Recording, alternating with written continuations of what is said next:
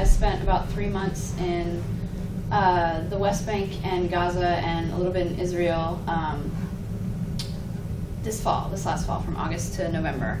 I think I'm going to talk about Rafah, which I spent some time in, which is in Gaza, which is, Gaza is totally surrounded by a wall. It has been for a while. They're building this steel wall along the border with Egypt right now, and they've pretty much closed down the Gaza Strip. Gaza seems to be in a more advanced stage of whatever Israel's plan is than the West Bank. Like, the West Bank seems to be moving towards what's going on in Gaza, which is basically like total closure. You can't get in and out of Gaza. The only way to get in and out is through this one checkpoint right here called Erez, and they've basically closed it down. They said that the only people that can get in or out are people who work for international NGOs that are recognized by Israel, or sometimes people with press passes. And then sometimes randomly, like, I got in sort of just because of luck, I guess. But then there's these are all settlements, and if you look at that map of the water, you can see that this is also where the water in Gaza is. These purple things are settlements. And then this is the town of Rafah down here. That's right on the border with Egypt. There's actually, like, the border kind of split the town in half, so there's like an Egyptian side. And I'm going to talk about what I saw in Rafah. Okay, there's a map again I already pointed to. These settlements, though, the settlements in Gaza actually, for Rafah, there's this area right here along the coast that's really, really fertile, and there used to be a lot of Palestinians, and there still are a lot of Palestinians living in here who are farmers. This is all kind of like agricultural land, and then there was also a fishing port, and people caught fish and stuff. But what happened at the start of the Intifada in 2000 is people used to build. Well, before that, people used to go down this road, and there was a checkpoint here. And it was like the checkpoints in the West Bank, where you go up, you show them your ID, they tell you whether or not you can go. If you can't, you have to go back, whatever. Or if you can, you could come here and you could go to the beach. And there were like cafes and stuff and fishing boats, and it was just kind of like a nice place to go. And then there were also a lot of people that lived out here. But since the start of the Intifada in 2000, they just closed down this checkpoint completely. It's just closed. No one can go through. It has been since then. And now there's all these things on the map are sniper towers. So there's a sniper tower right here, and on this part of town, I'll show you pictures of it, but if you just try and go up to the checkpoint, the sniper tower will start shooting at you. So there's no even interaction with soldiers being like, trying to explain or, why you need to go there or whatever. So there's people that are out here that haven't been to Rafah in 2 years, or 3 years even. And then there's people in Rafah who live out here but can't get back home and haven't been able to get back home for 3 years. And these people, this area, the agricultural production of this area has gone down 90 to 95% in the last 3 years. Like, basically it's just decimated. They can't get any of the food out, and they can't, this is constantly occupied by soldiers. They're just always driving around here because this is like Israeli settlement area. So those people, they're just kind of not allowed to do anything. They're not allowed to fish anymore because it's security. They can't go out in the ocean. They're not allowed to do anything, basically. So it's really, really, really bad for the people that live. This area is called Mawasi. It's really bad for these people. But I'll show you pictures of Rafah. 5 minutes.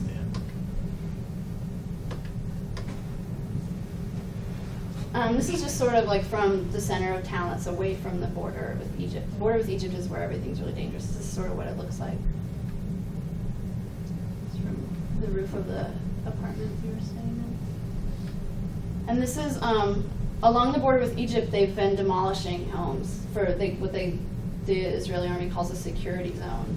And they've demolished over 2,000 homes and a bunch of shops and a few mosques and stuff like that. They just go in. And in the West Bank, it's sort of different. They usually don't just show up and start demolishing stuff. They'll give people demolition orders. And then it's just kind of like you have a demolition order, and then it's like, well, we could show up at any time and demolish it. But usually they give people some sort of warning, at least like an hour or something. But here they'll just shut all the electricity off and come in and just start demolishing shit. So people have to like run out of their houses sometimes. When I got there, I got in there like about a week and a half or 2 weeks after a particularly large invasion in October into Rafah, where they demolished over 200 homes and made about 10,000 people homeless. These are some pictures that I didn't take, but just pictures from that. They come in, like their invasions are like, they'll have like 50 tanks, 50 bulldozers. It's immense for this civilian area. And this is a rare picture. I don't know who took that, who got to get that close. But these are just some photos from that. This is in the aftermath of the destruction. And then this is an area by the border. This is the border right here. They haven't built this steel wall yet, but this is Egypt on the other side. And they're just kind of demolishing back and back and back. This was right after the invasion. This is a school. That's the wall. That's the wall that they're building in Rafah. It goes way down into the ground because they say there's this huge problem with people digging tunnels to Egypt. So you can see like it's like wasteland, and on the other side it's like that's what it used to look like. It used to look like that. It looks almost like a jungle or something compared to it. This is a school though. These are kids playing on that. I don't know why it's black and white, but kids playing in the rubble. Like you see their playground. This street is called Abu Jamil Street, and when I was there it looked like this, and now they've demolished all the way up to about right here. And a friend of mine named Nyla lives in the house that's like on the other side of this wall. And this is from the roof of her neighbor. No, this is from the roof of her house when she still had a neighbor right next to her. So all of this stuff is demolished. That's the wall again. And this is Nyla, and that's her house. We did this. She wanted to do this little photo shoot. I was like, can I take a picture of you? And so we did this little photo shoot all around her house. This was her neighbor's house that was in the picture. This pile of dirt, one day the bulldozers came and came at the house, and they all had to run away. They thought it was just going to get demolished, but then it just stopped right there. And you can kind of, I don't know if you can see, you can see all the bullet holes around there. It's not just during, it's constant. There's a sniper tower right by her house. Tanks drive by there all the time. It's constant threat of something happening. And this is in between her house and that house that was closer to the wall. They dug this huge trench, and they've done this a couple times, not digging the trench, but they've grabbed Nyla. She's like 16 and a half, I think, and grabbed her and pulled her outside, and were like shoving her around and pointing guns at her, like, where are the tunnels? Where are the tunnels? Where are the tunnels? And she's like, I don't know. And they like hold her there for hours while they do stuff like this, supposedly looking for tunnels.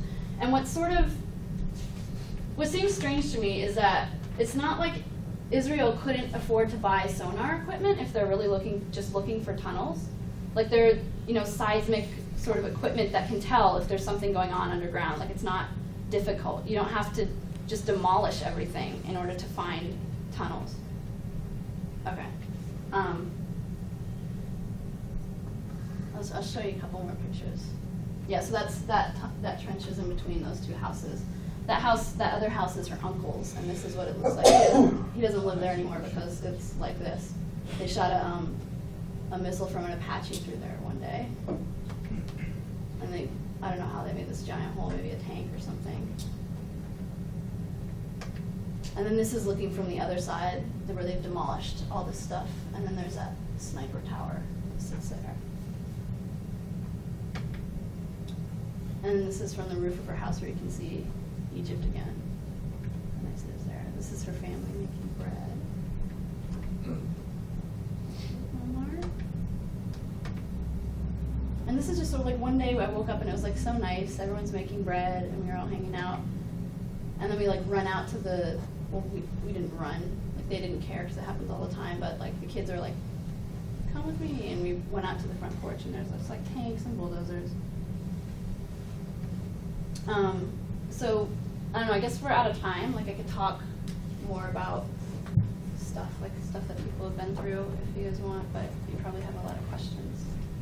Besides the sonar equipment, I mean, I'm all for this being a terrible thing, and I'm in agreement with that, but what other option does the Israeli government have?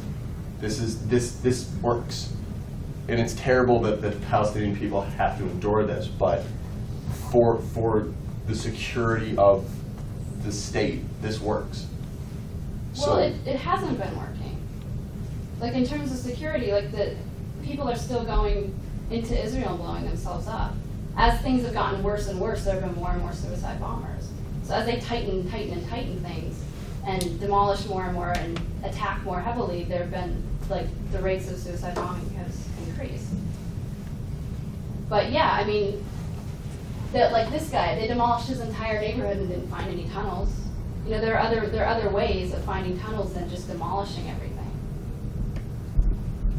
And I mean, yeah, it would work. It would work to just kill everyone. You know, that would work. It would end the problem, but I just don't think that that's the best solution. Very few, and the whole idea of, now they've got freedom.